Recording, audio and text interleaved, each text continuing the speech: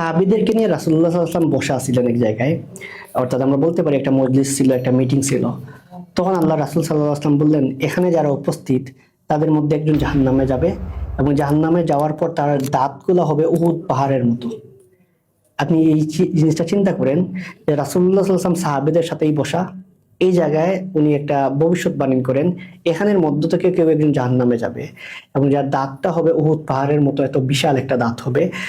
তার মানে সে কত কষ্ট পাবে জাহান্নামে যাওয়ার পর। তো সাহাবীদের কাছে কতটা আতঙ্কের বিষয় থাকতে পারে। আমাদের সময় হলে আমরা কি করি, যখন এরকম কিছু শুনি তখন আমরা মনে করি এটা অমুকের হবে, আমার হবে না। কিন্তু সাহাবীরা এরকম কিছু যদি শুনতেন, এরকম কোনো ভবিষ্যৎবাণী শুনতেন, সবার আগে চিন্তা করতেন, না জানি আমি ঈমান হারা হব, না জানি এটা আমার পক্ষে আমার উপর আসবে। স্পেশালি আমরা দেখতে পাই মুনাফিকের যে ঘটনাটা, আল্লাহ রাসূল সাল্লাল্লাহু আলাইহি ওয়াসাল্লাম হুযায়ফা ইবনুল ইয়ামিন রাদিয়াল্লাহু আনহু ওনাকে মুনাফিকদের লিস্টটা জানান। তো সব সাহাবী কনসার্ন ছিলেন যে এই লিস্টে আমার নাম আছে কিনা। তারা কিন্তু সাহাবী